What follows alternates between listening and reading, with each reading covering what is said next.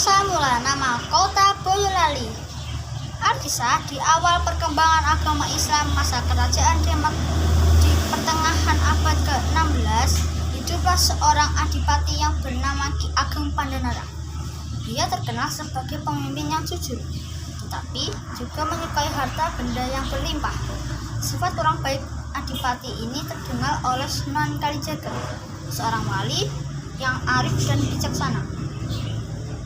Sunan berniat mengingatkan Pandanarang dengan menyamar sebagai tukang rumput. Ketika lewat di halaman kabupaten, Adipati Pandanarang menawar rumput dengan harga yang sangat rendah. Penjual rumput itu setuju dan meletakkan rumputnya di kandang. Sebelum pergi, dia menyisipkan uang pembelian di antara rerumputan.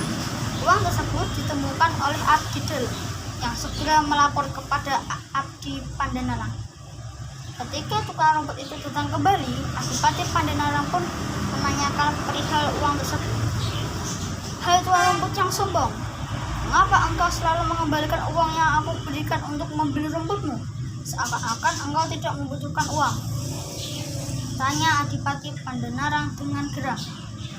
"Mohon maaf Kanjeng, hamba memang tidak membutuhkan benda-benda duniawi karena semua tidak abadi," kata tukang rumput. Selain itu, dia juga berkata bahwa terdapat emas tertanam di dalam halaman istana. Adipati Pandanarang marah mendengar jawaban itu. "Berani sekali kau, wahai tukang rumput yang sombong. Cepat buktikan semua perkataanmu tadi. Hai prajurit, cepat ambilkan cangkul dan berikan kepada tukang rumput yang sombong ini," bentak Adipati Pandanarang. Dengan kukuh, tukang rumput tadi mengalirkan cangkul ke tanah. Ternyata kata-kata tukang rumput itu benar. Ada emas di dalam tanah istana. Adipati Pandanarang sangat terkejut melihat pemandangan di hadapannya. "Pandanarang, aku adalah Sunan Kalijaga," kata Sunan Kalijaga. "Maafkan hamba Kanjeng, hamba tidak tahu kalau tadi adalah Kanjeng Sunan," kata Pandanarang. "Pandanarang, sesungguhnya hitauanmu di dunia hanya sebentar. Maka tinggalkanlah kegemaranmu akan kemewahan harta duniawi," kata Sunan Kalijaga.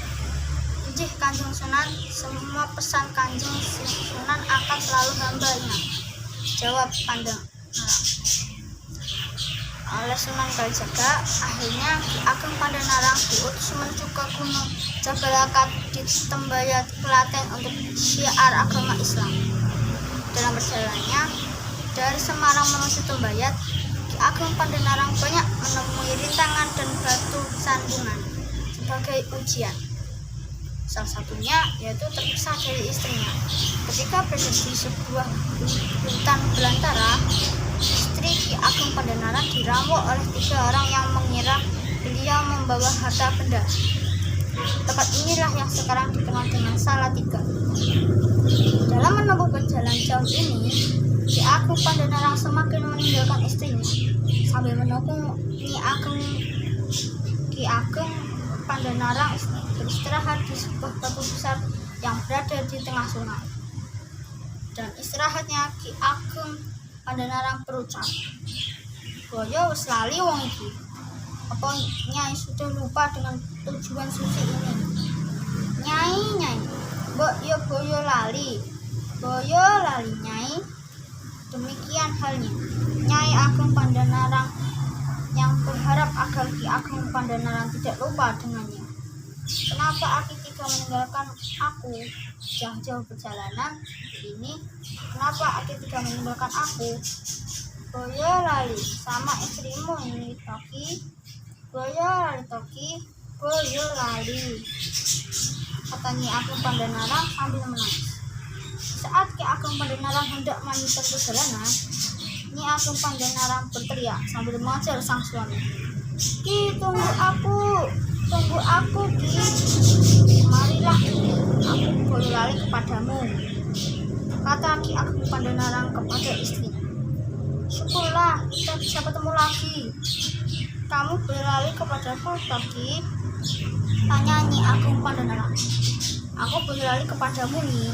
"Baiklah, dari tempat ini sampai tembayat, aku tidak akan meninggalkanmu lagi, kata Ki Ageng Pandanarang pada istrinya.